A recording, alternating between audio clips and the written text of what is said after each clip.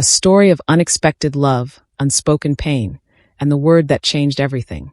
The crystal champagne flute shattered against marble before Rita could catch it. Every head in the ballroom turned. 200 faces, draped in diamonds, wrapped in silk, stared at the maid in the plain black uniform frozen beside the bar. Her heart hammered against her ribs. This wasn't just any party. This was his party. Damien Corleone's annual charity gala, where a single glass cost more than her monthly rent. "I'm so sorry, the words died in her throat. But before anyone could speak, before the sneers could form on those painted lips, a small hand slipped into hers. Warm, trembling. Rita looked down into eyes the color of storm clouds. Eyes that hadn't made a sound in 3 years. Lila, the 6-year-old, pressed against Rita's leg, her tiny fingers gripping tight. The child's face was buried in the maid's dress, shoulders shaking. And in that moment, as the crowd watched and whispered, as her employer's cold gaze found her across the room, Rita knew something was terribly wrong. This wasn't about the glass. Hello, beautiful souls. Welcome back to the channel. Or if this is your first time here, welcome to a story that's going to grip your heart and refuse to let go. I'm so glad you're here. Drop a comment below and tell me where you're watching from. Are you cozy in bed? Sneaking this during your lunch break? I want to know. And listen, if you haven't subscribed yet, what are you waiting for? Hit that button right now because you don't want to miss what happens next in Rita's story. Trust me, this one's going to stay with you long after it ends. Now let's dive back in. Rita had been working in the Corleone mansion for exactly 47 days. 47 days of polishing floors so clean you could see your regrets in them. 47 days of avoiding the master's gaze, of keeping her head down, of being invisible. That's what good maids did. They existed in the spaces between moments, noticed only when something went wrong. She needed this job desperately. After her mother's medical bills had swallowed every penny, after the eviction notice had appeared on her apartment door, the agency's call had felt like divine intervention. Live-in position. Excellent pay. Discretion required. Discretion. That meant secrets. The Corleone estate sprawled across 15 acres of Los Angeles hilltop, a monument to wealth that made Rita's childhood home look like a shoebox. But it wasn't the mansion that had caught her attention that first day. It was the silence. No laughter. No music. No life. Just Damien Corleone, 34, devastatingly handsome and carved from ice, moving through rooms like a ghost. And his daughter, Lila, who hadn't spoken since the accident that killed her mother. Rita had been explicitly told, do not engage with the child. Do not attempt conversation. She has specialists for that. But rules had never been Rita's strength. It started small. A smile in the hallway. A cookie left on Lila's breakfast tray with a hand-drawn smiley face on the napkin. The first time Lila smiled back, Rita's heart had cracked open just a little. Then came the nightmares. Rita had been folding laundry in the West Wing when she heard it. A sound like a wounded animal, muffled and desperate. She'd followed it to Lila's room, found the little girl thrashing in silk sheets, face wet with silent tears. The nanny was nowhere. Without thinking, Rita had climbed onto the bed, gathered the child into her arms, and started humming. An old lullaby her own mother used to sing. Lila had clung to her like a lifeline, small body shaking, and Rita had held her until the trembling stopped. It's okay, sweet girl, she'd whispered. You're safe. I promise. Lila had looked up at her then, really looked, and Rita had seen something flicker in those gray eyes. Recognition. Hope. Trust. That night changed everything.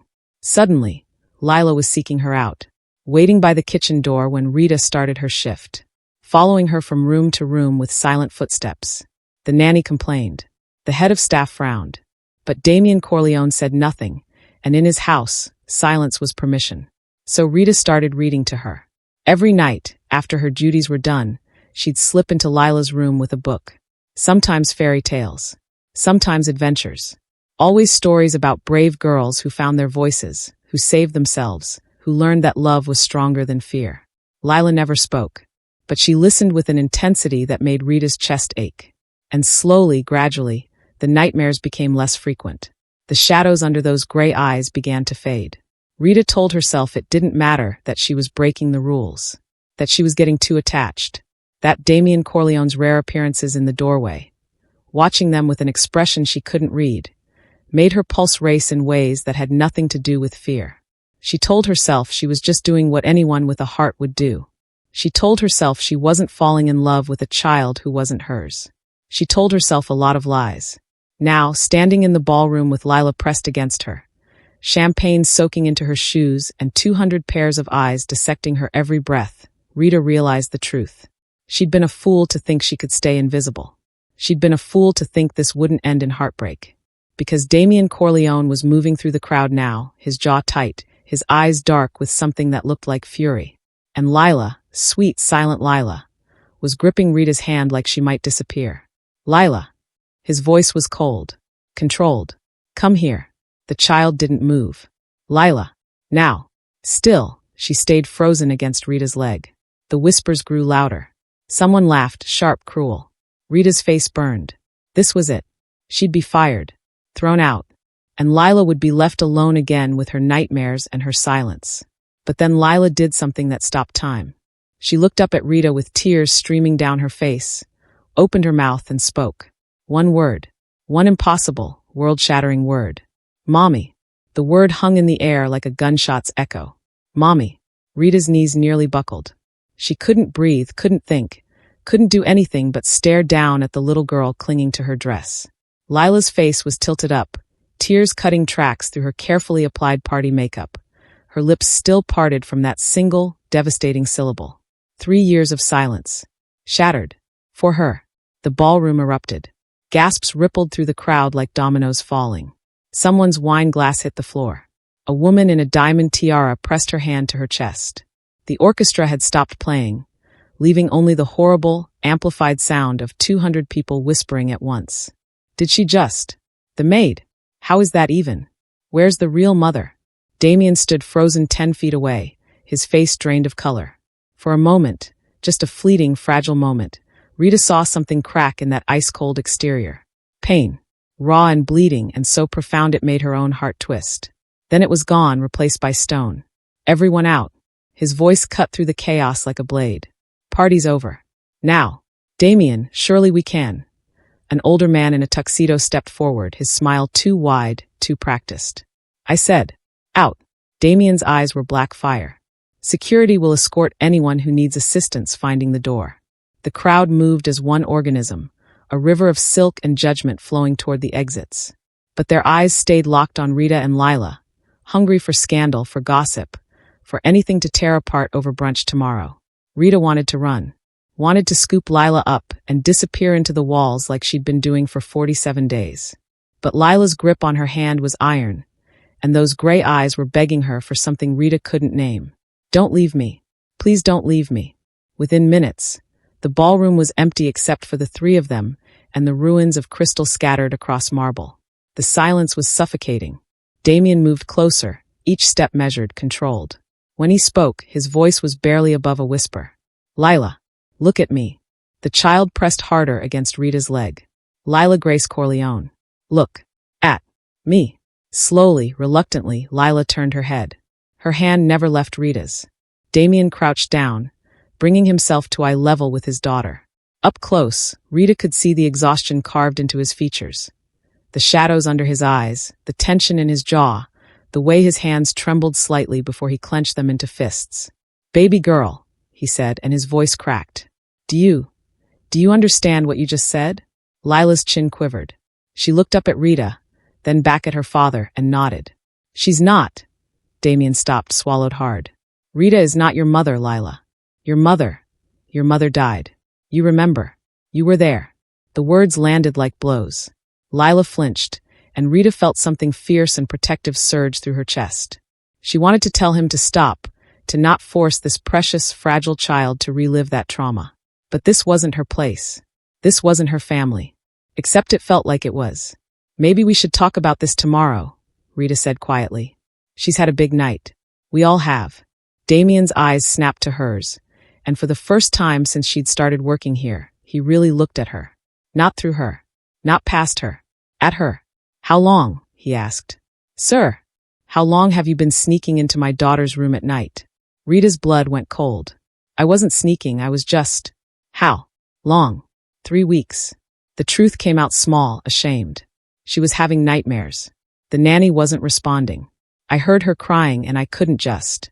So you decided to play mother? His tone was acid. To step in where you had no business stepping. I was helping. You were overstepping. Damien stood abruptly, towering over her. You were hired to clean. To be invisible. Not to form attachments with my daughter. Not to make her call you. He couldn't finish the sentence. Rita felt tears burning behind her eyes, but she refused to let them fall. She needed someone. She has someone. She has me. Do you even know what time she goes to bed? What her favorite story is? That she's terrified of thunderstorms and sleeps with 3 night lights because the dark reminds her of the accident. The words escaped before Rita could stop them, sharp and cutting and true. Damien's face went white. How dare you? Daddy, stop. The voice was small, hoarse from disuse, but unmistakable. Both adults froze. Lila had spoken again. She stepped forward, releasing Rita's hand, and walked to her father on shaky legs. When she reached him, she wrapped her small arms around his waist and pressed her face against his chest. Don't be mad at Rita, she whispered. Please, Daddy. She makes the scary go away. Damien's composure shattered. He dropped to his knees and gathered his daughter into his arms, burying his face in her hair. His shoulders shook with silent sobs, 3 years of grief and guilt and helplessness pouring out all at once. Rita turned away, giving them privacy. Her chest felt too tight. This was good. This was what Lila needed. Her father, present and raw in there. Rita had just been a stand-in, a placeholder until the real healing could begin. She started walking toward the service entrance. Wait, Damien's voice stopped her. When she turned, he was still holding Lila, but his red-rimmed eyes were on Rita. Don't go, Lila said, her voice gaining strength. Please don't go. Sweetheart, I have to. No. Lila pulled away from her father and ran back to Rita, throwing her arms around her legs. You can't leave. You promised you'd never leave. Rita's heart cracked clean in half. Lila, we need to talk, Damien said, standing. His face was unreadable again, but something had shifted. All 3 of us. But not here. Not like this. He glanced at his watch. It's almost midnight. Lila needs to be in bed. He moved toward them, and for a terrifying moment, Rita thought he might pry Lila away. Instead, he simply placed a hand on his daughter's shoulder. Rita will tuck you in tonight, he said quietly. Like she has been. And tomorrow we'll figure this out. All of it. Rita blinked. Sir, I don't understand. Neither do I. His eyes met hers, and she saw something swimming in their depths. Confusion. Fear. And maybe, just maybe, a flicker of gratitude. But my daughter just spoke for the first time in 3 years. Because of you. So we're going to figure out why. Loving this story so far. Drop a comment and let me know what you think Damien's going to do next. And smash that subscribe button so you don't miss. Rita's hands shook as she pulled the silk covers up to Lila's chin. The child's bedroom was a masterpiece of wealth and loneliness. Hand-painted murals of fairy tale castles covered the walls. A chandelier sparkled overhead, and toys that had never been touched lined custom-built shelves. But it was the 3 night lights that told the real story. One shaped like a star, one like a moon, one like a sun. Lila had insisted on all 3 the first night Rita came to comfort her. The dark reminds me of when Mommy stopped talking, she'd whispered then, her voice lost to silence again immediately after. But tonight, Lila's eyes were wide open, watching Rita with an intensity that made her nervous. You're still here, Lila said softly, testing her newly rediscovered voice. You didn't leave. I promised I wouldn't. Rita smoothed the child's hair back from her forehead. Though I'm not sure your father wants me staying. He does. Lila said it with the absolute certainty only children possess. He's just scared. Of what? That I'll forget my real mommy. Lila's gray eyes, so much like Damien's, filled with tears. But I won't. I could never forget her. She had yellow hair like sunshine, and she smelled like vanilla, and she used to dance with me in the kitchen when Daddy wasn't home. Rita's throat tightened. She sounds beautiful. She was. A tear slipped down Lila's cheek. But she's gone. And I've been so alone, Rita. So alone. Even with Daddy here, I was alone. Until you came. Oh, sweetheart. That's why I called you Mommy. Lila grabbed Rita's hand, holding it against her small chest. Not because I forgot her, but because you do what mommies do. You make me feel safe. You read me stories. You hold me when I'm scared. You love me. Don't you? The question hung between them, fragile as spun glass. Rita knew she should be careful, professional, draw boundaries. But looking into those desperate, hopeful eyes, she couldn't lie. "Yes," she whispered. "I love you so much it scares me." Lila smiled then. A real smile, bright and genuine. "Good. Because I love you too." A throat cleared from the doorway. Rita's head snapped up. Damien stood there in the shadows, his jacket gone, his tie loosened, a glass of amber liquid in his hand. How long had he been listening? "It's past midnight, Lila," he said quietly. "Sleep now. Will you both be here in the morning?" Lila's voice trembled. "Promise." Damien moved into the room, and for the first time, Rita saw him approach his daughter's bed without the careful distance he usually maintained. He sat on the edge, setting his glass on the nightstand, and pressed a kiss to Lila's forehead. "I promise," he said. "Both of us." Lila's eyes drifted closed, her breathing evening out almost immediately. The exhaustion of breaking 3 years of silence had finally caught up with her.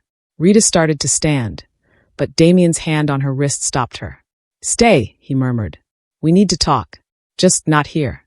They left Lila sleeping peacefully and moved into the hallway. Damien closed the door with careful silence, then turned to face Rita. In the dim light, he looked younger somehow. Vulnerable. "My office," he said. "Please." It wasn't a request. Rita had never been inside Damien's private office. The staff wasn't allowed. But as she stepped through the heavy oak doors, she understood why. Every surface held memories of her. His late wife. Photographs covered one entire wall. A laughing blonde woman with Lila as a baby, as a toddler, blowing out birthday candles. The same woman in a wedding dress, kissing Damien under a cascade of roses. Beach vacations. Christmas mornings. Ordinary moments made precious by loss. "Her name was Charlotte," Damien said, moving to the bar cart and pouring himself another drink. "Charlotte Woodcock. We met at a charity auction. She outbid me on a painting just to get my attention." He smiled, but it didn't reach his eyes. It worked. Rita stood awkwardly by the door, unsure where this was going. We had 6 years together. 6 perfect, imperfect, chaotic, beautiful years. Then one night, his hand tightened on his glass. One night she was driving home from her sister's house, and a drunk driver ran a red light. Lila was in the back seat. The police said Charlotte died on impact. That she didn't suffer. "I'm so sorry," Rita whispered. Lila saw everything. Damien drained his glass. She was trapped in that car for 40 minutes before emergency services could cut her out. 40 minutes sitting next to her mother's body, unable to make it move, unable to wake her up. The trauma specialist said it was a miracle she survived at all. But the cost? He gestured helplessly toward the hallway. She stopped speaking, stopped laughing, stopped being the little girl Charlotte and I had raised. He turned to face Rita, and his eyes were wet. "I've spent 3 years trying everything. The best therapists. Play therapy, art therapy, medication. Nothing worked. She just disappeared into herself. And I couldn't reach her. Every time I tried, I saw Charlotte's face in hers and I." He broke off, his voice cracking. "I failed her. My own daughter, and I failed her." "You didn't fail. Then you show up."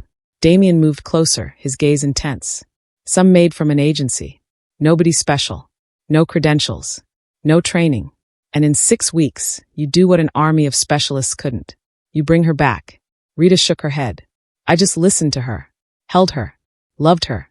"Exactly." Damien stopped inches away from her, close enough that Rita could smell his cologne, see the flecks of silver in his gray eyes. "You did what I was too broken to do. And now my daughter calls you mommy. So I need to understand, Rita. I need to know who you really are. I'm nobody. Just, nobody doesn't create miracles." His hand came up, hesitating near her face before dropping. "I ran a background check on you after you were hired. Standard procedure. Single mother, deceased father, struggling to pay medical bills. Clean record. Unremarkable. But you're not unremarkable, are you?" Rita's pulse hammered. "What are you asking me?" "I'm asking why my daughter trusts you more than she trusts me.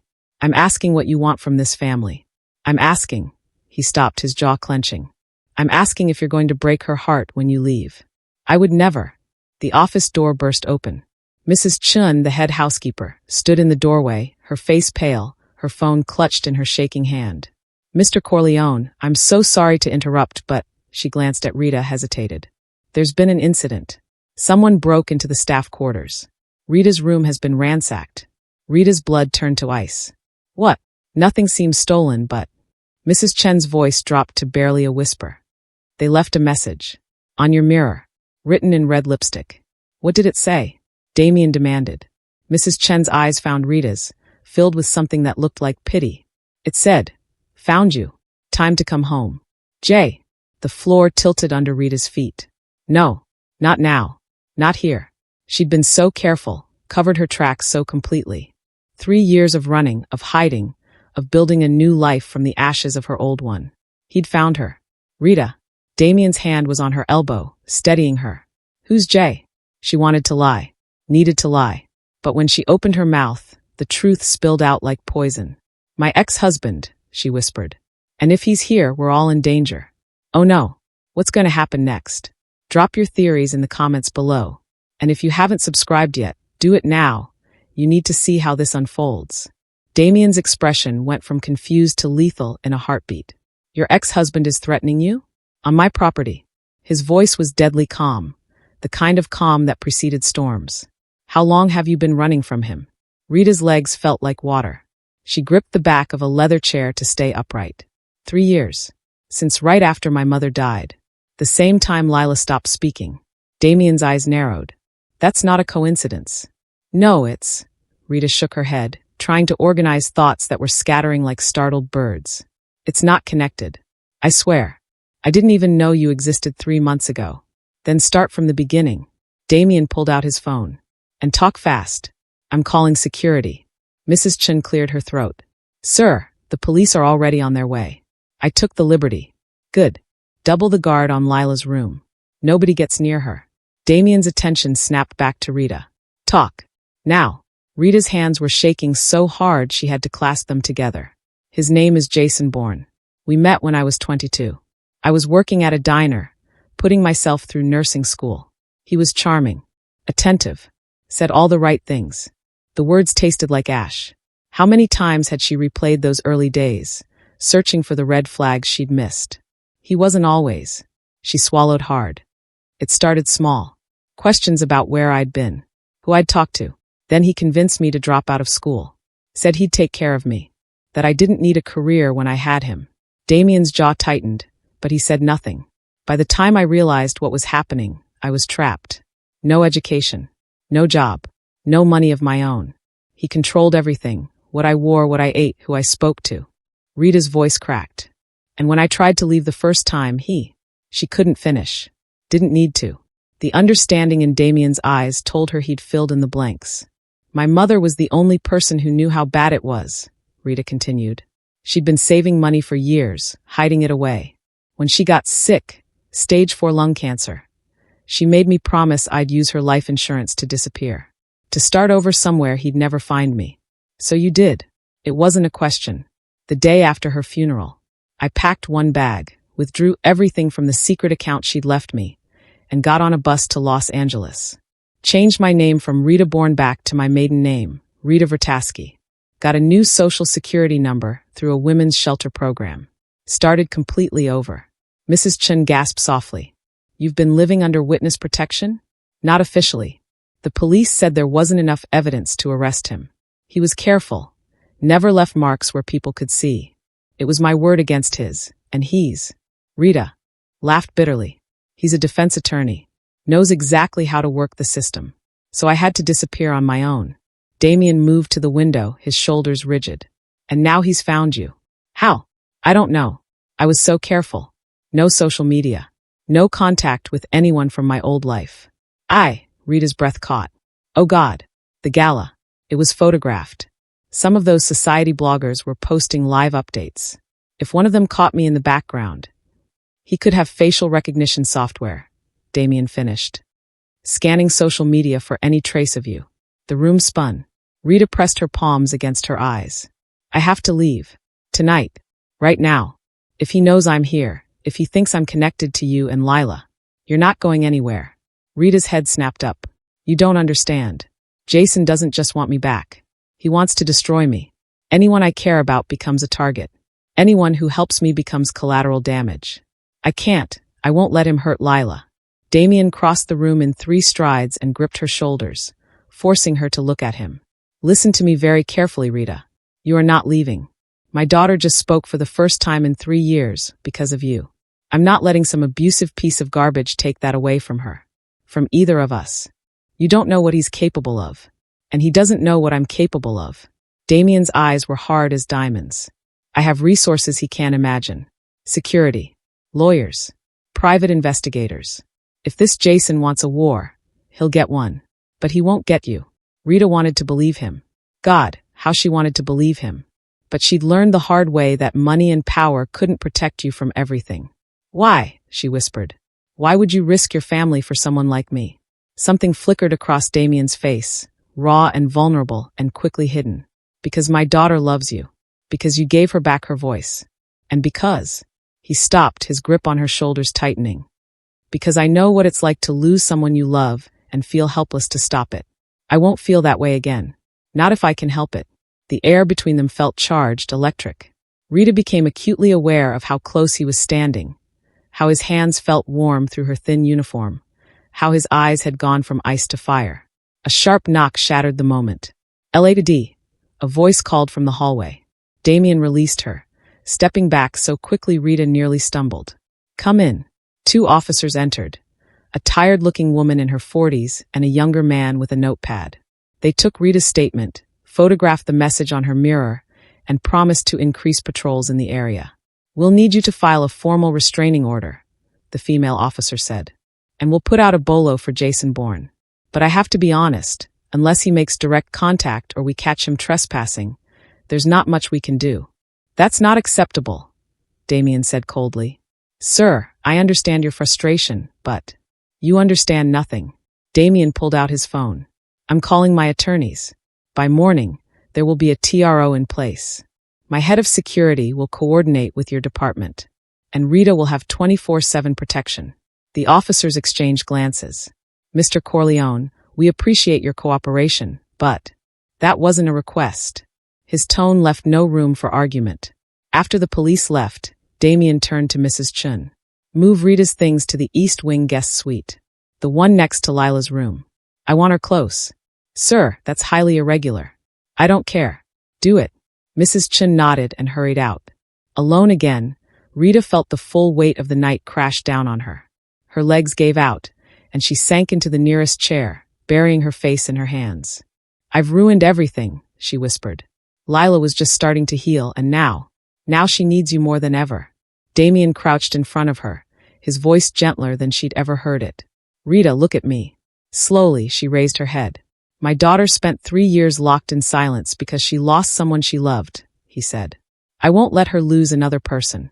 Whatever it takes, however long it takes, we're going to keep you safe. You have my word. Tears burned down Rita's cheeks. Why are you being so kind to me? Damien's hand came up, his thumb brushing away a tear with surprising tenderness. Maybe because someone should have been kind to you a long time ago. The moment stretched between them, heavy with things neither could say. Rita saw something shift in his eyes, a crack in that carefully maintained armor. For just a second, he wasn't the cold, distant billionaire. He was just a man, broken, lonely, desperate to protect what little family he had left. Daddy! They both jumped. Lila stood in the doorway, clutching her stuffed rabbit, her eyes wide and frightened. I heard shouting, she said, her voice small and scared. Is Rita leaving? No, baby girl. Rita stood, wiping her face quickly.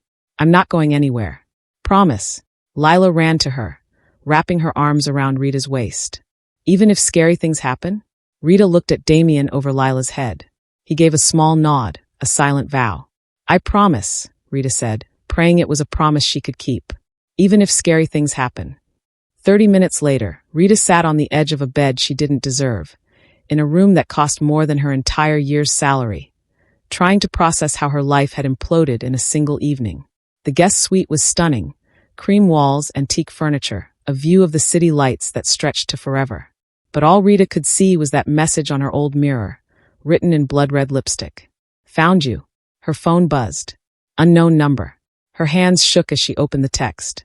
Saw you on page 6. Playing house with a rich man and his brat? That's my girl. Always landing on her back. We need to talk. Tomorrow. Alone. Or I'll make sure everyone knows what you really are. Rita's stomach churned. How did he get her new number? Another text. Sweet dreams, baby. I'll be thinking of you. She wanted to throw the phone across the room. Wanted to scream. Instead, she screenshot the messages and forwarded them to Damien. His reply came instantly. Let him come. I'm ready. But Rita knew Damien wasn't ready. Nobody ever was for Jason. He was smart, calculating, patient. He would wait for the perfect moment, find the perfect weakness, and strike when they least expected it. And Rita's weakness was sleeping 20 feet away, in a room full of nightlights, finally starting to heal. A soft knock made her jump. It's me. Damien's voice came through the door. Rita opened it. He'd changed into dark jeans and a t-shirt, looking more human and somehow more devastating than he did in his suits. Couldn't sleep either? She asked. Haven't really slept in 3 years. He held up a folder. My investigator works fast. Preliminary report on Jason Bourne. Rita's mouth went dry. Already. I told you, I have resources. He stepped inside, closing the door behind him. You should see this. All of it. They sat on the small sofa by the window, and Damien opened the folder. Rita's past spilled out in black and white. Police reports she'd filed and withdrawn, hospital visits with suspicious injuries, statements from neighbors who'd heard arguments. He's had 3 other girlfriends since you left, Damien said quietly. 2 filed restraining orders. Both withdrew them. 1 ended up in the hospital. Rita's vision blurred. He's escalating. Yes, which makes you even more important. You're the one who got away. The one who proved he doesn't have complete control. Damien's finger traced a line in the report. That makes you dangerous to him. And it makes him desperate. So what do we do? Damien closed the folder and turned to face her fully. In the moonlight streaming through the windows, his eyes were almost silver. We do what he won't expect, he said. We don't run. We don't hide. We bring him into the light and we destroy him. Legally. Permanently. So he can never hurt you or anyone else again. That's impossible. I already told you, he's a lawyer. He knows every loophole. Then we make new rules. Damien's hand covered hers. Rita, I meant what I said earlier. I'm not letting him take you from Lila. Or, he stopped, his jaw tightening. From us. From this family. You belong here now. Rita's heart hammered against her ribs. Damien, I'm just the maid. No. His voice was fierce. You're the woman who saved my daughter. Who brought light back into this tomb of a house. Who made me remember what it feels like to. He trailed off, but his eyes said everything his words couldn't. Rita knew she should pull away. Create distance. Remember her place. But she couldn't move, couldn't breathe, couldn't do anything but stare at this complicated, wounded man who'd somehow become her anchor in the storm. This is crazy, she whispered. Probably. A ghost of a smile touched his lips. But after tonight, I think crazy might be exactly what we need. Before Rita could respond, both their phones buzzed simultaneously. Security alert. Motion sensors triggered at the south gate. Someone was trying to get onto the property. Damien was on his feet instantly, already calling his head of security. Rita followed him into the hallway, her heart in her throat. Lock down the house, Damien ordered into the phone. Nobody in or out. Wake up the night shift. I want eyes on every entrance. And get someone to Lila's room. Now. They ran together through marble corridors, their footsteps echoing. When they reached Lila's door, a security guard was already stationed outside. She's safe, sir, he reported. Still sleeping. Damien sagged with relief, then stiffened as his phone rang. He put it on speaker. Boss, we got him on camera, his security chief said. White male, late 30s, 6'2", athletic build. Tried to climb the south fence. Ran when the lights came on.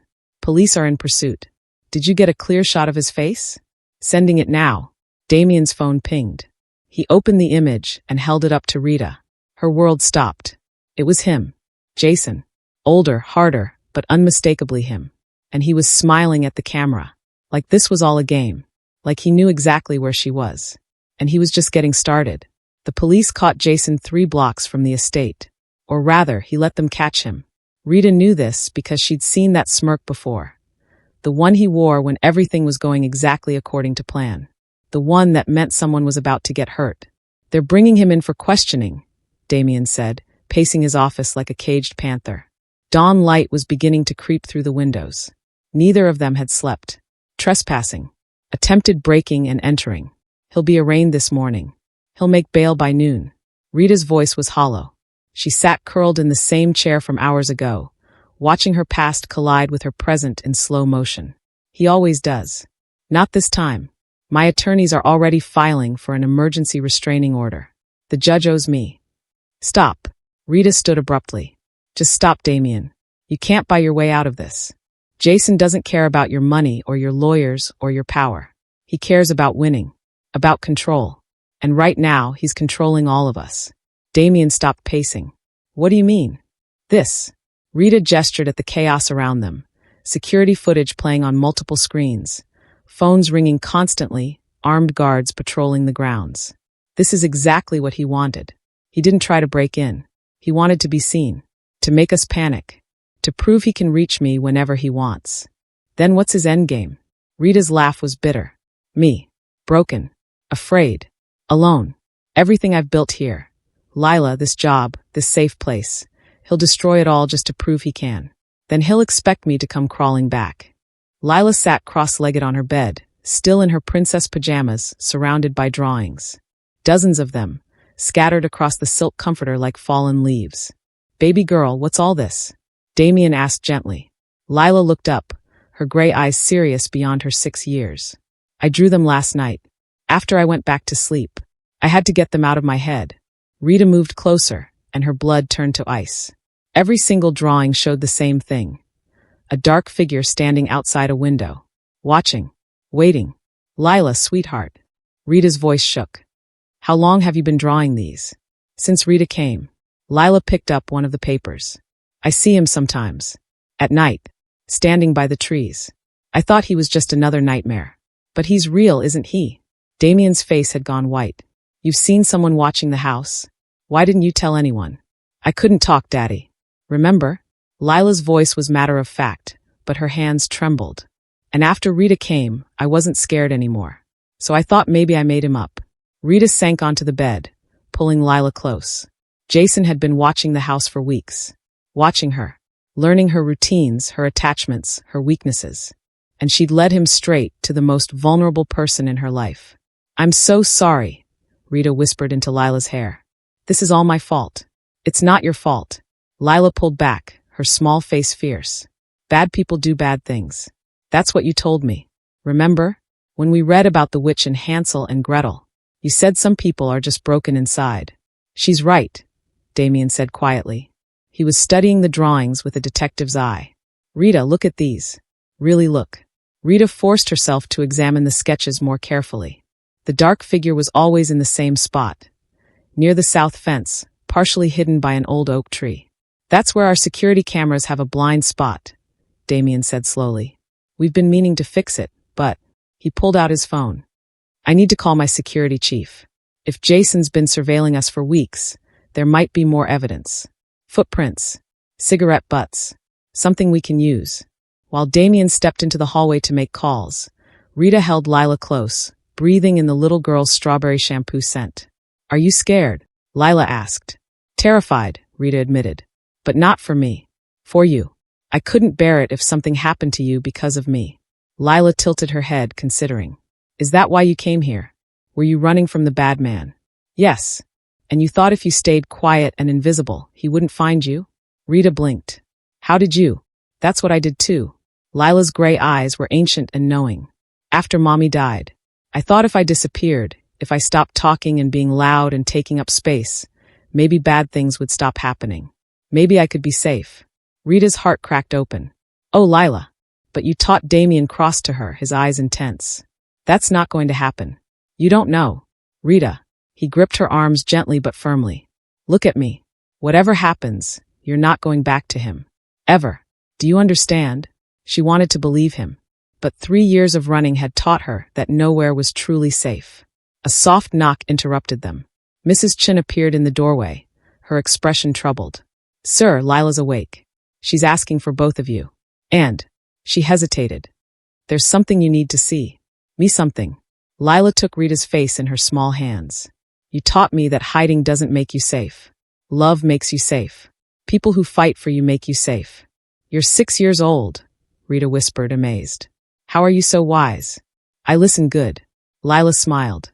You told me that every night. In all the stories. The princess never saves herself by hiding. She saves herself by being brave and letting people help her. Rita pulled Lila into her arms, tears streaming down her face. This child, this beautiful, broken, healing child, had seen straight through to the truth Rita had been avoiding. She'd been running for 3 years, and all it had done was make her smaller, quieter, more afraid. Maybe it was time to stop running. Damien returned, his expression grim. Security found cigarette butts. At least 2 weeks' worth. DNA testing is being expedited. And Rita, he paused. There's something else. Jason posted bail 20 minutes ago. The room tilted. Already? How? His law firm vouched for him. Said he was visiting Los Angeles for a case and got confused about the property boundaries. Damien's jaw was tight with fury. The judge bought it, but there's a temporary restraining order in place. He can't come within 500 feet of you or this property. That won't stop him. I know. Damien sat on the bed beside them. Which is why I'm proposing something unusual. Something that might actually keep you safe. Rita looked up at him through her tears. What? Marry me. The world stopped spinning. What? Rita's voice came out as a squeak. Not for real, Damien said quickly, though something flickered in his eyes. A legal marriage. On paper. It would give you immediate access to my security resources, my legal team, my protection. As my wife, you'd have rights. Power. Things Jason can't touch. That's insane. So is everything else about this situation. Damien's hand found hers. Rita, I've spent 3 years being helpless. Watching my daughter suffer and not knowing how to fix it. You fixed it. You saved her. Let me save you. Daddy's right, Lila piped up. You should marry him. Then you'd be my real mommy. And we could be a family. Rita's mind was spinning. A marriage of convenience. A legal shield. It was crazy. Impossible. And maybe exactly what they all needed. There's more, Damien said softly. If you're my wife, anything you tell me is protected by spousal privilege. Jason can't force me to testify against you. Can't subpoena me for information. You'd be legally protected in ways you aren't now. But your reputation. I don't care about my reputation. I care about keeping my daughter safe. And you make her safe. His thumb traced circles on the back of her hand. Plus, it would drive Jason crazy. Men like him can't stand losing. If you're publicly married to someone with more power than he has, it takes away his control. Rita looked from Damien's serious face to Lila's hopeful one. This was madness. You didn't marry your employer. You didn't build a fake family to escape a real nightmare. Except maybe you did. Maybe sometimes the only way to fight insanity was with something equally insane. Okay, Rita heard herself say. Let's do it. Lila squealed with delight, throwing her arms around both adults. Damien's eyes widened with surprise, as if he hadn't actually expected her to agree. You're sure? He asked. No, Rita admitted. But I'm tired of running. And if this gives us a chance to stop Jason permanently to keep Lila safe, then yes. Let's get married. Damien stood, already pulling out his phone. I'll call my lawyers. We can have the paperwork done by this afternoon. Private ceremony. Just us and me. Lila bounced excitedly. I get to be the flower girl. For the first time in hours, Rita felt something like hope flutter in her chest. This was crazy. This was probably going to explode in all their faces. But maybe, just maybe, it was also the beginning of something real. Something worth fighting for. Oh my gosh, they're getting married. What do you think happens next? Comment your predictions and don't forget to subscribe. The wedding happened in Damien's private study at 4 p.m., witnessed by a judge who asked no questions and 2 lawyers who'd signed ironclad NDAs. Rita wore the same black uniform she'd been wearing when Lila first called her mommy. Damien stayed in his business suit. Only Lila had dressed for the occasion. A pink dress she'd insisted on, with flowers from the garden woven into her hair. Do you, Damien Corleone, take this woman to be your lawfully wedded wife? I do.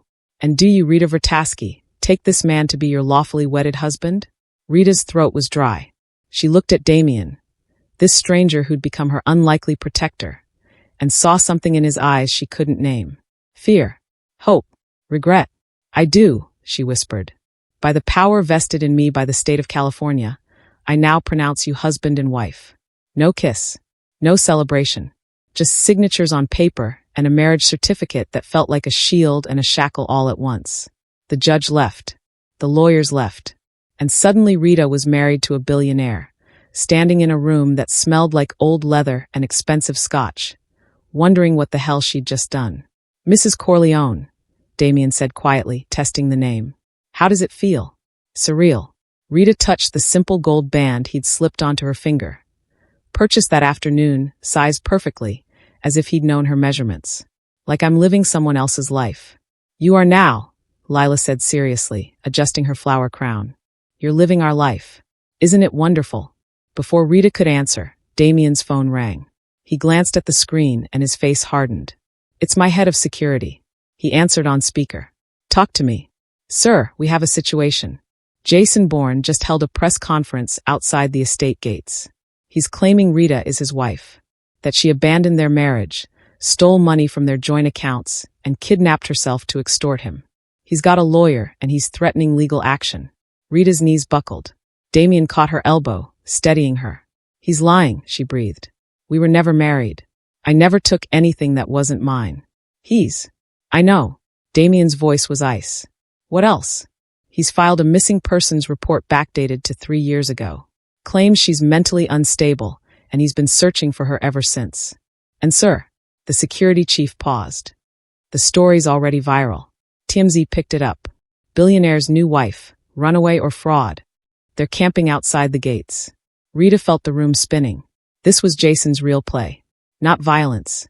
Not breaking in. Public humiliation. Destroying her credibility before she could destroy his. Get our PR team on it, Damien ordered. I want a counterstatement within the hour. And get me the original police reports from Rita's restraining order attempts. If he wants to play dirty, we'll bury him in truth. He hung up and turned to Rita. Hey, look at me. We knew he'd fight back. This doesn't change anything. It changes everything. Rita pulled away from him. Don't you see? He's making me look like a con artist. Like I seduced my way into your house, manipulated your daughter, trapped you into marriage. Which is ridiculous. Is it? Rita's voice cracked. Because from the outside, that's exactly what it looks like. Poor Maid marries rich employer 6 weeks after being hired? That's not a love story, Damien. That's a Lifetime movie about a scam artist. Then we tell the truth. What truth? That I'm running from an abusive ex? That our marriage is fake? That'll make it so much better. Rita was spiraling, she knew it, but couldn't stop. Jason's smarter than both of us. He knew exactly what we'd do. And now he's using it to destroy me. Rita, Daddy, make her stop crying. Lila's small voice cut through the chaos. The little girl was pressed against the wall, her flower crown crooked, tears streaming down her face. Please make her stop. Rita's heart shattered. She'd done it again, brought pain into this child's life. I'm sorry, sweetheart. I'm so sorry. Rita knelt in front of Lila, wiping her tears. I'm okay. Everything's going to be okay. You're lying. Lila's gray eyes were too knowing. Adults always lie when things are bad. My mommy did it. Before the accident. She said everything was fine, but I heard her crying at night. Damien froze. What? She was sad, Lila continued, her voice small. I don't know why, but she'd cry when she thought I was sleeping. And then she'd smile in the morning and say everything was perfect. But it wasn't. And then she died and I never got to ask her why she was so sad. Rita and Damien exchanged a look over Lila's head. There were secrets here. Old wounds neither of them understood. But before they could pursue it, Mrs. Chin appeared in the doorway, her face ashen. Mr. Corleone. Ma'am. She still couldn't quite say Mrs. Corleone without stumbling. There's someone at the service entrance. A woman. She says she has information about Jason Bourne. Says it's urgent. Did you get a name? Sarah Connor. She claims to be Jason's most recent ex-girlfriend. Sarah Connor was small, blonde, and covered in barely healed bruises. Rita recognized the pattern immediately. The yellowish-green marks on her wrists from being grabbed, the fading split lip, the haunted look in her eyes that said she'd seen hell and barely escaped. They met in the security office, away from Lila. Sarah clutched a manila envelope like it was a life raft. I saw the news, she said, her voice shaky. Saw him at that press conference, playing the victim. And I couldn't let him do it again. Again? Damien asked. He did this to his ex-wife before Rita. Jessica. Made her look crazy, unstable. Filed false police reports. turned everyone against her until she had nothing left. Sarah's hands trembled. Then he came after me. Said I was special. Different. That he'd changed. But he hadn't, Rita whispered. No. Sarah opened the envelope. He got worse. The bruises. The threats. And then, she pulled out a photograph. Then I found these. Rita's blood turned to ice. The photos showed her. Dozens of them. Taken over months. Rita at the grocery store. Rita walking to work at her old job before the Corleone estate. Rita sleeping through her bedroom window. He never stopped looking for you, Sarah said. He was obsessed. The whole time we were together, he was tracking you. He had files. Maps. Notes about your routines. He knew where you were months ago. Then why wait? Damien asked. Why not confront her immediately? Because he likes the hunt. Sarah's voice was bitter. He wanted you to feel safe first. To build something. So destroying it would hurt more. Rita felt sick. Every peaceful moment of the last 6 weeks had been an illusion. Jason had been watching, waiting, planning. There's more, Sarah continued. She pulled out printed emails. He's been talking to someone. Someone inside your house. The room went silent. What? Rita's voice was barely a whisper. Someone's been feeding him information. Your schedule. Where Lila's room is. When security changes shifts. Sarah's eyes were apologetic. He knew about tonight's wedding before it happened. He texted me 3 hours ago, laughing about it. Said everything was going according to plan. Damien's face had gone white with fury. Do you know who? No. But look at this. Sarah showed them a text chain. Unknown number to Jason's phone. The messages were cold, clinical. Target goes to child's room every night at 8 p.m. Security weakest at south entrance between 2 to 3 a.m. She's getting close to both of them. Exactly as you predicted. Rita's hands shook as she read. Someone she'd lived with, worked beside, trusted, was betraying them to Jason. We need to find out who, Damien said grimly. I can help. Sarah pulled out a flash drive. I copied everything before I left him. Emails. Photos. Voice memos. All of it. It's enough to put him away if you can prove the abuse. And if you can find his informant. Damien took the drive. Thank you. This took courage. No. Sarah looked at Rita. You took courage. Running. Starting over. I'm still trying to find mine. Seeing you fight back helps. Rita embraced her. This stranger who was also a sister in survival. You're fighting right now. By being here. After Sarah left under security escort to a safe house Damien arranged, Rita and Damien sat in heavy silence. Someone in my house is betraying us, Damien said finally. Someone we trust.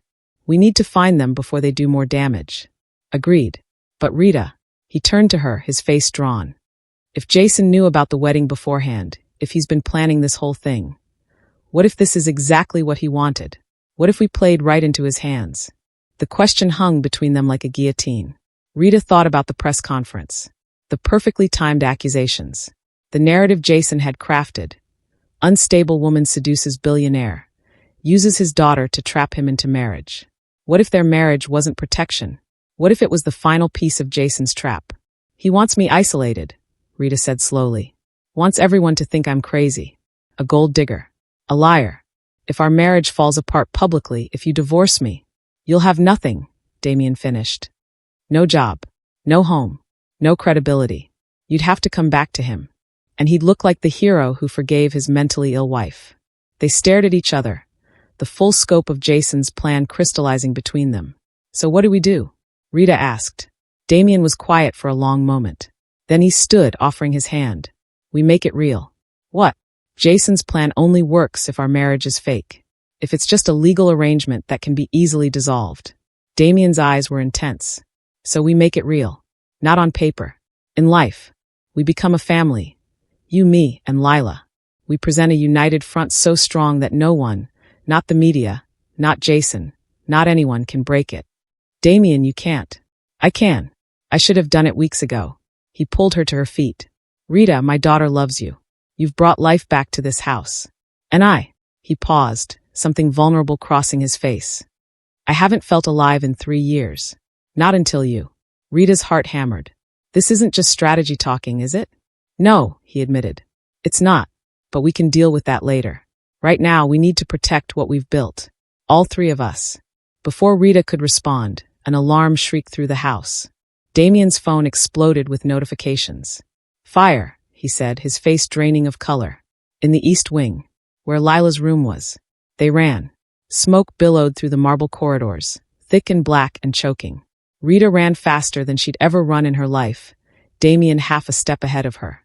Security guards rushed past them with fire extinguishers. Somewhere, alarms screamed. But all Rita could hear was her own heartbeat thundering in her ears. Please, please let her be okay.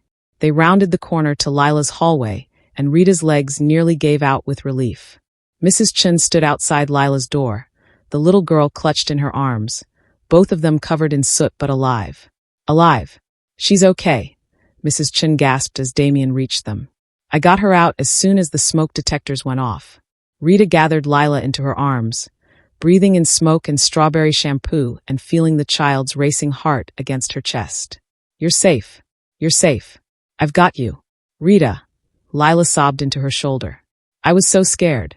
The fire. It started in my closet and I couldn't." "Shh, baby girl. You're okay now." Damien was already on his phone with the fire chief. "How bad is it?" A firefighter emerged from Lila's room, pulling off his mask. "Contained to the closet. Looks like accelerant was used." "This wasn't an accident, Mr. Corleone. This was arson." The word hit like a physical blow. "Impossible," Damien said, his voice deadly calm. "We have security on every entrance. Motion sensors. Cameras. How could someone?" "Not someone from outside, sir." The fire chief's expression was grim. "The accelerant was poured from inside the closet. Whoever did this had access to the house. To Miss Lila's room." Rita's blood turned to ice. The informant. The person feeding Jason information. They hadn't just been spying. They'd tried to kill Lila. "I want every staff member accounted for," Damien ordered, his voice shaking with barely controlled rage. "Right now. Conference room. No one leaves this property until we find out who did this." Within 10 minutes, the entire household staff was assembled: gardeners, cooks, housekeepers, security guards, the nanny who'd been on break when the fire started. 23 people, all looking confused and frightened. Rita held Lila in the back of the room while Damien stood before them like a judge pronouncing sentence. "Someone in this room just tried to murder my daughter," he said, his voice soft and more terrifying because of it. "That person has 30 seconds to confess before I turn every resource I have into destroying their life." Silence. Heavy and suffocating. "No one." Damien's eyes swept the room. "Fine. We'll do this the hard way. Police are on their way. You'll all be questioned. Your rooms will be searched. Phone records subpoenaed. By tomorrow, I'll know who betrayed us." "It wasn't us, sir," one of the gardeners said nervously. "We'd never hurt Miss Lila. We love her. Someone here doesn't." Damien pulled out his phone, showing the text messages Sarah had provided. "Someone's been feeding information to a dangerous man. Someone who knew exactly where my daughter sleeps, when security changes shifts, where our cameras don't reach." Rita watched faces carefully, looking for tells. Guilt, fear, recognition. And then she saw it. The nanny, Catherine Hadley, 42, hired 6 months before Rita arrived, had gone pale. Her hands trembled as she clutched her cardigan closed. "Catherine," Rita said quietly, "is there something you want to tell us?" Every head turned. Catherine's eyes darted to the exits like a trapped animal. "I don't know what you're talking about," she stammered. "Your phone," Damien said. "Let me see it." "You can't just." "I'm not asking." Damien's voice could have cut glass. "Your phone. Now. Or I call the police and have you arrested for attempted murder." Catherine's face crumpled. "I didn't know about the fire. I swear." He said he just wanted information. He said he was trying to protect Rita from herself, that she was mentally unstable and... "Who?" Rita stepped forward, fury burning through her fear. "Say his name." "Jason. Jason Bourne." Catherine was crying now. "He contacted me 2 months ago. Said he was Rita's husband. That she'd run away during a breakdown. That she was dangerous. He just wanted to know she was safe. He paid me to send updates. Just information. Where she went. What she did. I never thought." "You never thought what?" Damien's voice was thunder. "That a stranger paying you to spy on someone might have bad intentions? That sharing my daughter's location and schedule might put her at risk? He said he loved Rita. He seemed so worried." "He's a monster," Rita said, her voice shaking. "And you helped him try to kill a 6-year-old child." Catherine collapsed into a chair, sobbing. I didn't know. Oh God, I didn't know. The money, my mother's medical bills. I needed the money, and he was so convincing, and I thought. You thought of yourself, Damien finished coldly. Security, escort Mrs. Hadley to a locked room until police arrive. And someone call my lawyers. I want charges filed for conspiracy, child endangerment, and anything else that'll stick. As guards led a hysterical Catherine away, Rita felt Lila's grip tighten on her hand. She was supposed to protect me, Lila whispered. Like you do. But she let the bad man hurt me. I know, sweetheart. I know. Rita kissed the top of her head, her own eyes burning with unshed tears. But we know now. And he can't use her anymore. Damien dismissed the rest of the staff with warnings to cooperate fully with police. Then he turned to Rita and Lila, and the mask he'd been wearing cracked. I almost lost her, he said, his voice breaking. I almost lost both of you.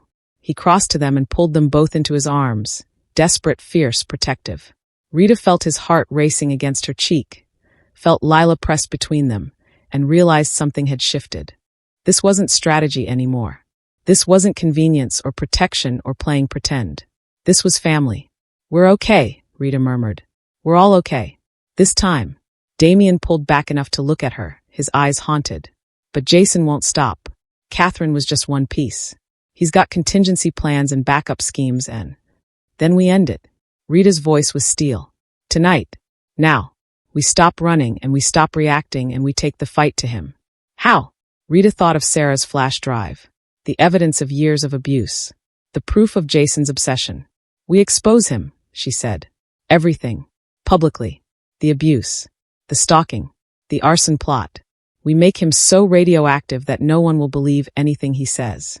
He'll fight back. Let him. Rita's jaw set. I'm tired of being afraid. Tired of letting him control my life. Our lives. If he wants war, we'll give him war. But this time, we have something he doesn't. What's that? Rita looked at Lila, then at Damien, then at the home they'd built together in just 6 weeks. Fragile and imperfect but real. We have something worth fighting for. Damien made the calls.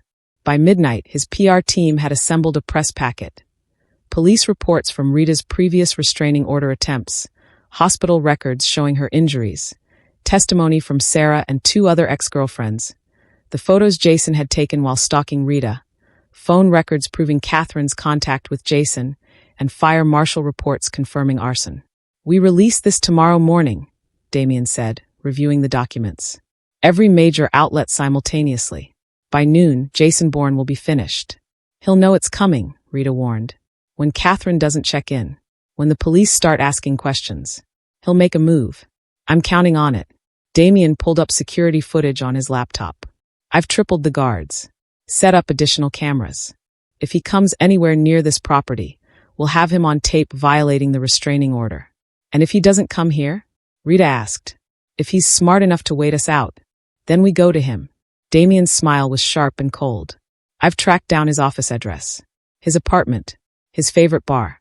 We'll serve him the press packet personally, along with a lawsuit for harassment, stalking, and attempted murder by proxy. His law firm will drop him by sunset. Rita should have felt victorious.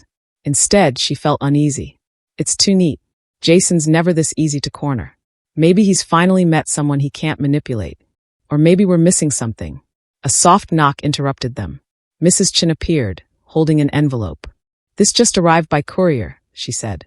For Mrs. Corleone. Rita's hands shook as she took it. Her name was written in familiar handwriting. Elegant, controlled. The same penmanship that used to leave love notes on her pillow before everything went dark. Inside was a single piece of paper and a photograph. The photo showed Charlotte, Damien's late wife, with Jason. They were sitting in a cafe, leaning close, laughing like old friends. The note read, Did your new husband ever tell you how my law firm represented his wife's family in their wrongful death suit against him? Or how Charlotte came to me for advice about leaving him 6 months before she died? Ask him about the breaks, Rita. Ask him what the accident investigators found. You're not the only one running from your past. See you soon, Jay. Rita's world tilted sideways. She looked at Damien, whose face had gone gray as ash. Damien, she whispered. What is he talking about? The silence in the room was deafening. Damien stared at the photograph like it was a ghost made flesh. His hands clenched into fists, then relaxed, then clenched again. Damien. Rita's voice was steady despite her racing heart. Look at me. He did. And what she saw in his eyes wasn't guilt. It was raw, bleeding pain. Charlotte's family blamed me, he said quietly, for the accident.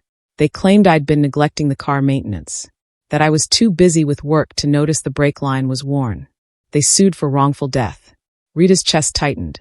And Jason represented them? His firm did. He was junior counsel. I never dealt with him directly. Damien moved to the window, his shoulders rigid. The lawsuit was dismissed. The accident investigation found that a defective part caused the brake failure. Manufacturer's fault, not mine. But Charlotte's parents never believed it. They needed someone to blame. So they blamed me. Did Charlotte come to Jason for advice about leaving you? The question hung in the air like a blade. I don't know. Damien's voice cracked. We were struggling. After Lila was born, Charlotte had severe postpartum depression. I was building the company, working 18-hour days, and I didn't see it. Didn't understand how bad it was. By the time I noticed, she'd pulled so far away I couldn't reach her. Rita thought of Lila's words earlier. My mommy was sad. She'd cry at night when she thought I was sleeping. She asked for marriage counseling, Damien continued. I kept saying yes, but then there'd be another deal, another crisis, another reason to postpone. The last conversation we had was an argument about it. She said I loved my company more than my family. I said she was being dramatic. His voice broke. 3 hours later, she was dead. Rita crossed to him, placed a hand on his shoulder. That doesn't make her death your fault. Doesn't it? He turned, his eyes red-rimmed. If I'd been paying attention. If I'd put her first. If I'd taken her to counseling instead of making excuses. She'd still have gotten in that car. The brakes would still have failed. It was an accident, Damien. A horrible, tragic accident. Then why does it feel like murder? The raw honesty in his voice broke something open in Rita. She understood that guilt. That sense of being responsible for someone else's pain. Because you loved her, Rita said softly. And grief needs someone to blame. Jason knows that. He's using your guilt the same way he used Catherine's financial desperation. He finds the wound and twists the knife. Damien's jaw tightened. If Charlotte did go to him for legal advice about divorce, if there's any documentation, then he'll use it to claim you had motive. That maybe the brake failure wasn't an accident. Rita's mind was racing. He'll imply you sabotaged your own wife's car. The press will eat it alive. Our counteroffensive will be dead before it launches. So we're back to square one. No. Rita grabbed the photograph, studying it more carefully. Look at the date stamp on the cafe wall calendar. March 2019. Charlotte died in August 2019, 5 months before the accident. Which means if she did consult him, she decided not to leave you. She stayed, Damien. Despite whatever struggles you were having, she stayed. Hope flickered in his eyes. How do we prove that? We don't need to. Rita pulled out her phone. We just need to prove Jason's lying about having documentation. If Charlotte consulted him about divorce, there would be legal files, privileged communications. But Jason's not a family law attorney. He does corporate defense. Why would Charlotte go to him instead of an actual divorce lawyer? She wouldn't, Damien said slowly. Unless this whole thing is a bluff. Rita felt pieces clicking into place. Jason's trying to rattle us. Make us second-guess ourselves. Delay our press release while he crafts his own narrative. Damien's phone buzzed. He glanced at it, and his expression hardened. Text from an unknown number. Check your front gate. They pulled up the security cameras. Jason stood outside the estate gates in full view of the cameras, flanked by 2 reporters and a camera crew. He was smiling. That same confident, predatory smile Rita had once mistaken for charm. He's violating the restraining order, Damien growled. He doesn't care. Rita watched Jason gesture animatedly at the cameras, clearly giving an interview. He's betting we won't arrest him in front of reporters. That will look like the aggressors. Then he's wrong. Damien was already dialing. I'm calling the police. Wait. Rita grabbed his arm. Let me talk to him. Absolutely not. Damien, he wants you. He wants you angry and violent and making mistakes. But me? Rita's voice steadied with sudden certainty. He thinks I'm still afraid. Still controllable. Let me prove him wrong. Rita, this is exactly what he wants. No. What he wants is for me to hide. To let men fight my battles while I cower in the background like I did for years. Rita met Damien's eyes. I need to face him. Not as his victim. as a woman who's done running. Damien studied her face and slowly nodded. I'll be right behind you. One wrong move and you'll destroy him. I know. Rita squeezed his hand. But let me do this my way. Rita walked down the long driveway alone, past security guards who'd been ordered to stand down but stay alert. Camera lights blinded her as she approached the gate. Jason's smile widened. There's my girl, he said loud enough for the microphones to catch. Rita, sweetheart, we've been so worried about you. Rita stopped 10 feet away, the iron gate between them. Up close, she could see the changes 3 years had carved into him. Harder eyes, thinner lips, gray threading through his temples. I'm not your girl, she said clearly. I never was. I was your prisoner. Jason's smile faltered. Rita, you're not well. These delusions. The only delusion was thinking you loved me. Rita's voice rang out, steady and strong. But I'm done with delusions. Done with fear. Done with you. She pulled out her phone and held it up, showing the screen to the cameras. Sarah's testimony. Catherine's confession. The stalking photos. Everything. This is who Jason Bourne really is, Rita announced. An abuser. A stalker. A man who convinced his last girlfriend to spy on a 6-year-old child and set fire to her room. Jason's face went purple. You lying. The fire marshal confirmed arson. Catherine confessed to everything, including your payments. The police have phone records, Jason. Text messages. Evidence you orchestrated an attempted murder. The reporters surged forward, shouting questions. Jason tried to maintain his composure, but Rita could see panic cracking through. And about Charlotte Corleone, Rita continued, driving the knife deeper. You never represented her in a divorce consultation. She never hired you. You just pulled a photo from the wrongful death case file and invented a story. I have documentation. Then produce it. Right now. In front of these cameras. Rita stepped closer to the gate. Or admit you're a liar who's been systematically terrorizing women for years. Jason's mask finally shattered. You think you're safe behind that gate? Behind his money? I'll destroy you, Rita. I'll destroy everything you've built here. That little girl. That pathetic excuse for a husband. Don't you dare talk about my family. Rita's voice was ice. You have no power here anymore, Jason. The truth is out. Your career is finished. And I'm finally free. Red and blue lights appeared down the street. Police cruisers approaching fast. Jason saw them and lunged at the gate, his hands reaching through the bars toward Rita. This isn't over. You're mine. You'll always be.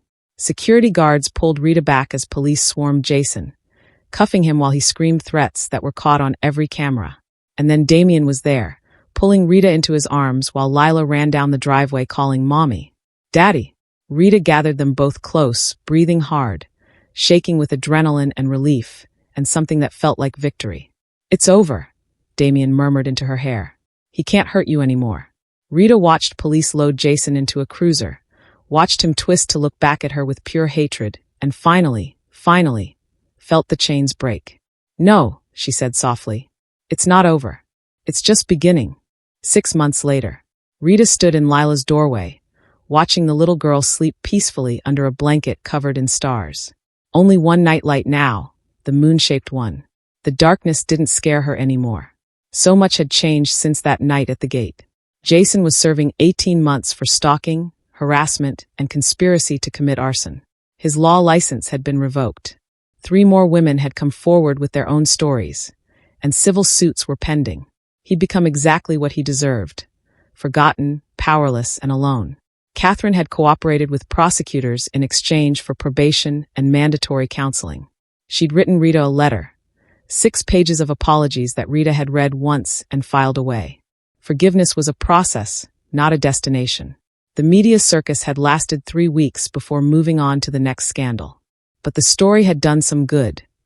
2 domestic violence charities reported record donations, and Rita had become an accidental advocate, sharing her story to help others find the courage to leave. She's grown so much, Damien's voice came from behind her. Rita turned to find him leaning against the hallway wall, his tie loosened, sleeves rolled up. He'd been working late in his study again, but these days he always came to say goodnight to Lila. And to Rita. She started reading chapter books on her own, Rita said softly, pulling the door closed. And yesterday she told her therapist she's ready to visit her mother's grave. That's good. Damien's expression was complicated, grief, and pride mixed together. I've been avoiding taking her, afraid it would break her again. She's stronger than we think. Rita started walking toward the east wing, and Damien fell into step beside her. Stronger than me, probably. I doubt that. His hand brushed hers, and Rita's heart did that stupid flutter it had been doing for months now. They'd been living in a strange limbo since the wedding. Legally married, sharing a home and a daughter, but sleeping in separate rooms. Dancing around feelings neither of them knew how to name. "Rita," Damien said as they reached her door. "Can we talk? Really talk?" Her pulse quickened. "About what?" "About us. About this." He gestured between them. "About the fact that I wake up every morning grateful you're here, and I go to sleep every night wishing you were closer." Rita's breath caught. "Damien, I know this started as a legal arrangement. Protection. Strategy. But somewhere along the way..." He stopped, running a hand through his hair in a gesture she'd learned meant he was nervous. "Rita, you're not just Lila's mother figure. You're not just the woman who saved my daughter. You're the person I think about constantly, who makes me laugh, who challenges me, who feels like home." "You feel like home to me too," Rita admitted, her voice barely a whisper. "But I'm terrified. What if this is just trauma bonding? What if once the dust settles we realize that we're not pretending anymore?" Damien stepped closer. "Rita, I haven't been pretending for months. Have you?" She thought about mornings making breakfast together, arguing over whether Lila needed vegetables with every meal. Evenings reading stories with Lila between them, their shoulders touching. Late nights talking in his study about everything and nothing. The way her heart jumped every time he smiled at her. How right it felt when he called her my wife in public. "No," she whispered. "I haven't been pretending either." "Then stop sleeping 3 doors away from me." His hand cupped her cheek, thumb brushing her cheekbone. "Be my wife. Really. Completely. Not because of Jason or protection or Lila. Because we choose each other." Rita's eyes filled with tears. "I've spent so long being afraid of love. Of trusting someone with my heart again." "I know. I have too." Damien's forehead touched hers. "Charlotte's death taught me that life is fragile.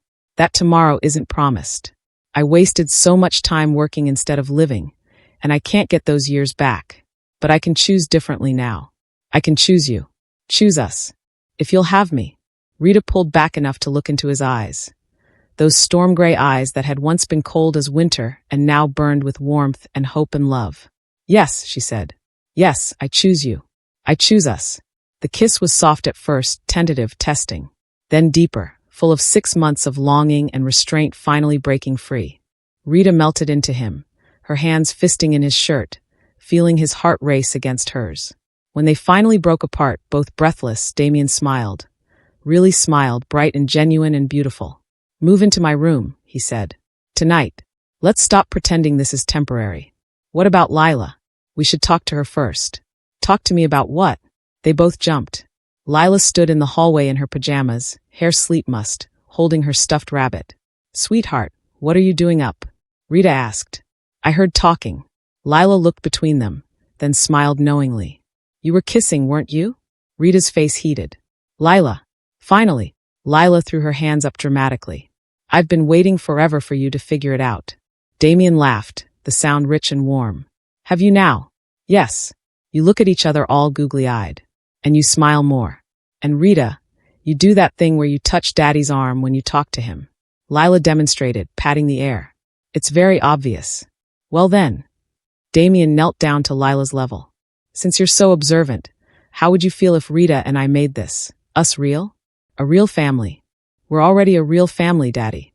Lila said it like he was being silly. "But I'd like it if Rita slept in your room instead of the guest room. Then she'd be closer when I have nightmares. And you wouldn't be lonely anymore." Damien's eyes grew suspiciously bright. He pulled Lila into a hug, then reached out to include Rita. "When did you get so wise?" "I learned from the best." Lila looked up at Rita. "You taught me that families aren't just the people you're born with. They're the people who choose to love you, who stay even when things are scary." Rita's tears spilled over. "Oh, baby girl. So you'll stay forever, right? Both of you promise." Rita and Damien looked at each other over Lila's head. And in that moment, Rita saw their future unfold. Birthdays and holidays, scraped knees and school plays, teenage rebellion and college applications, grandchildren someday. A life built not on fear or necessity, but on choice and love and commitment. Forever, Rita promised. Forever, Damien echoed. Lila beamed. Good. Now can we have pancakes for breakfast tomorrow? The chocolate chip ones. 1 year later. Rita adjusted the collar of her dress, cream silk, simple but elegant, and studied herself in the mirror. So different from the terrified woman who'd arrived at this house 18 months ago with nothing but a borrowed name and borrowed courage. You look beautiful, Mommy. Lila appeared behind her, wearing a lavender flower girl dress, her hair in careful curls. Mommy. Rita would never get tired of hearing that word. Thank you, sweetheart. You look pretty beautiful yourself. Are you nervous? A little. Rita turned, adjusting Lila's flower crown. Renewing vows is a big deal. But you're already married. We're just having a party about it. Rita laughed. True. But this time it's different. This time it's not about protection or strategy. It's about celebrating love. And you love Daddy. Like really love him? The way Mommy Charlotte did. The question was careful, tentative. They'd been working with Lila's therapist on integrating memories of Charlotte with the new family structure. It was delicate work, honoring the past while building the future. I love him very much, Rita said honestly, but differently than your first mommy did. That doesn't make either love less real or important. Your daddy's heart is big enough for both memories. And you're my mommy now. But Charlotte's still my mommy too. In my heart. Exactly. Rita knelt down, taking Lila's hands. You can love us both. Missing her doesn't mean you're betraying me. And loving me doesn't mean you're forgetting her. Lila threw her arms around Rita's neck. I'm glad Daddy found you. I'm glad you were brave enough to come here. Me too, baby. Me too. A knock at the door. Mrs. Chun peeked in, smiling. It's time, Mrs. Corleone. Everyone's waiting. The ceremony took place in the garden where Lila used to pick flowers alone. Now it was full of people, friends, family, colleagues, and several women from the domestic violence support group Rita had been volunteering with. Damien stood under an arch of white roses, looking devastating in a charcoal suit. When he saw Rita, his entire face lit up with such pure joy that she almost tripped on her dress. Lila walked ahead, scattering rose petals and waving at guests like a tiny queen. Then Rita was there, taking Damien's hands, looking into his eyes. We've already made these promises once, the officiant said. In secret, out of necessity. Today, you make them again, in love and joy, in front of everyone who matters. Damien spoke first, his voice thick with emotion. Rita, you walked into my life when I'd forgotten how to live. You brought light into darkness, hope into despair, and love into a heart I thought was too broken to feel. You saved my daughter. You saved me. And every day I get to be your husband is a gift I'll never take for granted. Rita was already crying. Damien, you taught me that I'm worthy of love. That I deserve to be protected and cherished and chosen. You showed me that families are built, not just born. That it's never too late to start over. I was running when I found you. Now I'm home. Forever. They exchanged new rings. Not the plain bands bought in haste, but ones they'd chosen together. Engraved inside Rita's. You are safe. You are loved. Inside Damien's. You are my home. I now pronounce you again, husband and wife. You may kiss. Damien didn't wait for permission. He pulled Rita close and kissed her like they were the only two people in the world. Applause erupted. Lila cheered loudest of all. Later, during the reception, Rita watched Damien dance with Lila, spinning her around while she giggled. Her heart felt too full to contain it all. You did good, Sarah said, appearing beside her with champagne. Jason's other ex-girlfriend had become a close friend, both of them healing together. We all did, Rita said. You testified against him. That took real courage. You inspired it. Sarah clinked their glasses together. To new beginnings. To new beginnings. As the sun set over Los Angeles, Rita thought about the journey that had brought her here. The fear. The running. The desperate gamble of taking a job in a stranger's house. The moment a little girl called her mommy and changed everything. She'd thought she was running toward safety. Instead, she'd been running toward love. Damien found her as the stars came out, pulling her onto the dance floor. Happy, he murmured against her hair. Terrifyingly happy, Rita admitted. I keep waiting for something to go wrong. Nothing's going to go wrong. But even if it does, we'll face it together. All three of us. He pulled back to look at her. No more running. No more hiding. Just living. Loudly. Completely. Starting now. Rita looked over at Lila, who was teaching Mrs. Chun how to do the chicken dance. At their friends celebrating. At this life they'd built from ashes and fear. Starting now, she agreed. And for the first time in years, Rita wasn't afraid of tomorrow. She was excited for it. The end. Thank you so much for reading. This story is about finding love after trauma, building families from choice, and being brave enough to stop running. If it touched your heart, please leave a comment sharing your favorite moment. And don't forget to subscribe for more emotional, twist-filled stories just like this one. Where are you watching from? I love hearing from you all. Until next time, remember, you are worthy of love, you deserve safety, and it's never too late to start over. Love.